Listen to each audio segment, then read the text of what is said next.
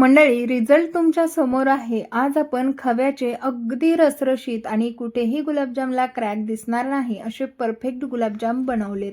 त्यासाठी इथे खवा घेतलेला आहे. खवा आहे 900 ग्रॅम. आता हा वजनी प्रमाणामध्ये मी तुम्हाला सांगितलेलं आहे. याचं प्रमाण इतकं सुटसुटीत आणि सहज सांगणार आहे की तुम्ही अगदी पहिल्या प्रयत्नात परफेक्ट आणि रसरशीत गुलाबजाम बनवू शकता. त्यासाठी सर्वात पहिले तर हा खवा आपल्याला कट करून घ्यायचा आहे. आता खवा असा घट्ट कसा झाला तर मी तो फ्रीजमध्ये ठेवला होता आणि त्यामुळे रात्रभरात तो छान असा घट्ट झालेला आहे. त्यानंतर मी इथे असा कट करून घेते. पहा, तुम्हाला जर खवा किसायचा नसेल ना, इथे आपण किसण्यासाठी छोटे छोटे त्याच्या बाईट तयार करून घेतल्या. पण तुम्हाला जर हा किसायचा नसेल, पुरणाच्या चाळणीमधून काढायचा असेल ना, तरीसुद्धा तुम्ही पुरणाच्या चाळणीमधून सुद्धा खवा काढून घेऊ शकता. पण ह्या दोन्ही प्रोसेस करणं अगदी गरजेचं आहे. तरच तुमचे गुलाबजाम जसे तुम्ही व्हिडिओमध्ये पाहिले तसे होण्यासाठी हे करणं खूप गरजेचं आहे. तर इथे आपला संपूर्ण खवा किसून झालेला आहे, पाहू शकता. आता खवा किसल्यामुळे त्याला एकसारखं बाइंडिंग आलंय हे तर तुमच्या लक्षात आलंच असेल. त्यानंतर यामध्ये 100 ते 120 ग्रॅम इतका मैदा घालून घ्यायचा आहे. आता मैद्याचं प्रमाण खव्यानुसार कमी अधिक होतं, पण ते ओळखायचं कसं याच्या काही 2-3 ट्रिक्स मी तुम्हाला सांगणार आहे, जेणेकरून तुम्ही सहज याचं प्रमाण ओळखू शकाल आणि बनवू शकाल. तर त्यासाठी पहा, येथे कुठलंही आपल्याला एकदम मेजरिंग मी जेवढं घेतलं तेवढं तुम्हाला लागेल असं नसतं. खव्यावरती सर्व गोष्टी डिपेंड असतात, पण त्याही कशा ओळखायच्या त्याचे सिक्रेट मी तुम्हाला सांगणार आहे. तर पहा, एवढाच मैदा मला पुरेसा वाटत आहे, कारण आपला खवा खूप ड्राय आहे. त्यामुळे यामध्ये जेवढं मॉइश्चर असेल आणि जेवढा आपला खवा बसेल तेवढाच टाकायचा आहे. आता कधी कधी जर तुम्ही थोडा जास्त झाला तर आपल्या गुलाबजामला ना क्रॅक जातात आणि थोडासा दांडरटपणा किंवा निब्बरपणा येतो, तेव्हा समजायचं जास्त झालं. त्यामुळे तो येऊ नये म्हणून कमी प्रमाणात मैदा वापरा. आता भिजून झाकण ठेवून आपण तिकडे खवा ठेवलेला आहे. तोपर्यंत इकडे पहा, 1 किलो साखर घेतली, पण वाटीने मोजून घेतली म्हणजे पाणी घालायला सोपं पडतं. 1.5 वाटी साखरेसाठी आपण इथे 1.5 वाटीला थोडंसं कमी पाणी घालून घेतलेलं आहे. आणि आता पहा, आपल्याला हा पाक तयार करून घ्यायचा आहे. तर गुलाबजामसाठीचा पाक परफेक्ट कसा तयार करायचा हे मी तुम्हाला सांगणार आहे. बऱ्याच वेळेला बऱ्याच जणांचे असे गुलाबजाम असतात की ते खाल्ल्यानंतर असे करकर लागतात किंवा जास्त गोड असतात. तर त्याचं गुलाबजामचं प्रमाण किंवा साखरेचं प्रमाण तुमच्याकडून चुकतं. तसंच साखरेचा पाक बनवत असताना त्यामध्ये बरेच जण साखरेपेक्षा खूप कमी पाणी घालतात, म्हणजे अर्धं पाणी घालतात. अशा वेळेला सुद्धा तुमचा पाक हा चुकलेला असतो. त्यामुळे गुलाबजाम ना असे कडक होतात. त्यामुळे कडक गुलाबजाम नको असतील, एकदम सॉफ्ट छान गुलाबजाम खाण्यासाठी ना पाण्याचं प्रमाणसुद्धा लक्षात ठेवा. आता पहा, पाक तर आपण शिजत ठेवलेलंच आहे.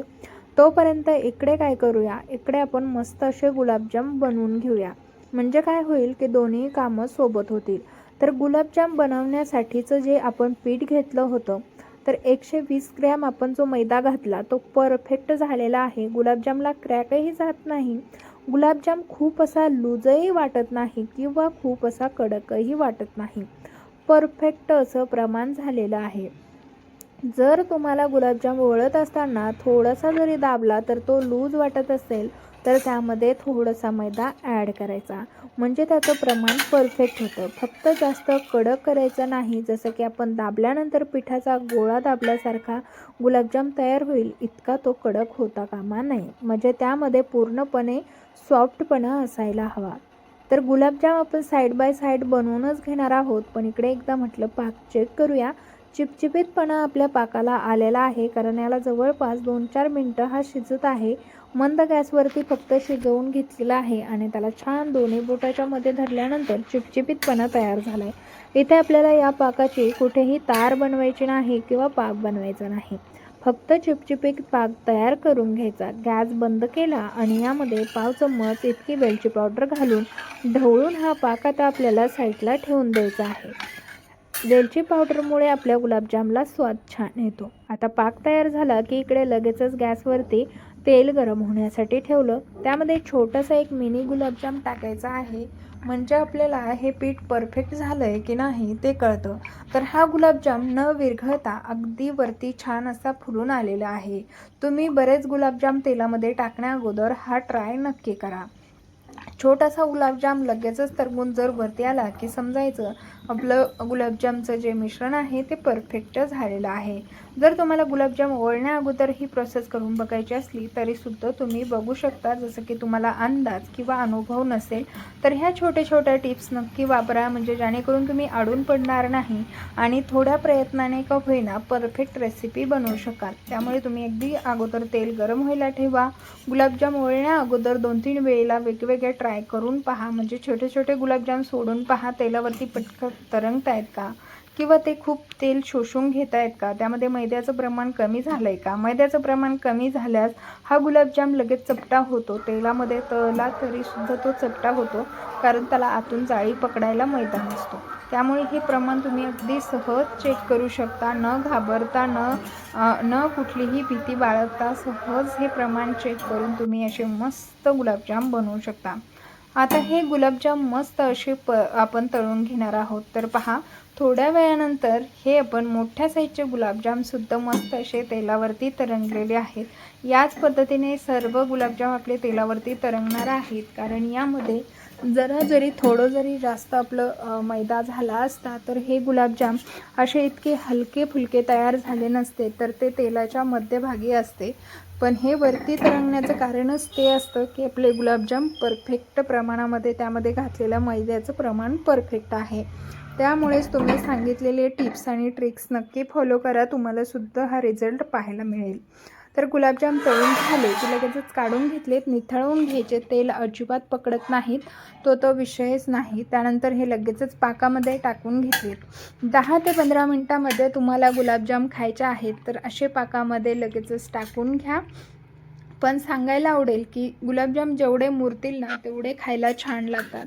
पण बऱ्याच वेळेला असं असतं की मुलांची खूप घाई असते की कधी होणार, कधी खायला भेटणार. तर अशा वेळेला लगेच मुलांना हे गुलाबजाम तुम्ही देऊ शकता. तर पहा, मस्त असे गुलाबजाम बनवून आपले तयार झालेले आहेत.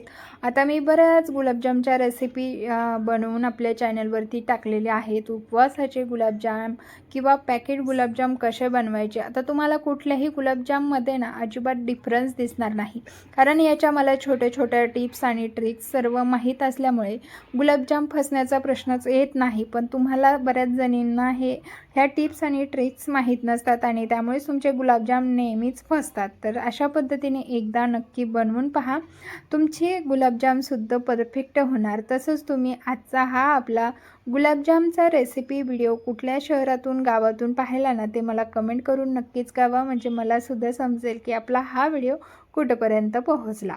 तर चला, किती सुरेख आणि सुंदर असे गुलाबजाम झालेले आहेत, हे तुमच्या नजरेसमोर आहे. अगदी दृष्ट लागेल असे आपले गुलाबजाम इथे तयार झालेले आहेत. खरंच इतके सुरेख आणि सुंदर गुलाबजामना अगदी सहज बनवता येतात. फक्त कुठेही कॉन्फिडन्स हलू देऊ नका आणि थोडंसं स्वतःचंही डोकं लावा आणि स्वतःचंही म्हणजे थोडंसं त्यात टॅलेंट दाखवून तुम्ही असे गुलाबजाम बनवू शकता. आता इथे ना मी तुम्हाला एक गुलाबजाम कट न करून दाखवताना 2-4 गुलाबजाम कट करून दाखवते, म्हणजे काय होतं की शंकाच उरत नाही की हे गुलाबजाम किती परफेक्ट आतमध्ये होतात.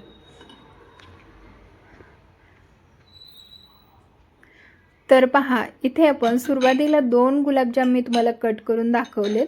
तसे आता ना मला जेवढेही गुलाबजाम मी कट करेल ना तेवढेही गुलाबजाम आपले आतपर्यंत रसरशीत आणि एकसारखे तयार झालेले आहेत. तर पहा, इतके सुंदर गुलाबजाम तयार होतात ना.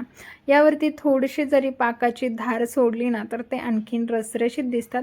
पण तुम्हाला कुठेही गुलाबजाम असा सुक्का राहिलेला दिसणार नाही किंवा एखाद्या ठिकाणी असा गुठळीसारखा झालेला दिसणार नाही. आता एवढे मोठे मोठे कारागीर लग्नामध्ये गुलाबजाम बनवतात, पण त्यांच्या आतमधून गुलाबजाम असे स्पॉन्जी जाळीदार असतात का हो? नाही. असे तर मला कुठेच आजपर्यंत दिसले नाही की इतके स्पॉन्जी. ही ट्रिक मला तरी वाटतं की मला खूप भारी वाटतं की मला इतके परफेक्ट असे गुलाबजाम बनवता येतात. खरं तर ना मस्त असे गुलाबजाम आपले तयार झालेले आहेत आणि खरंच खूप छान होतात.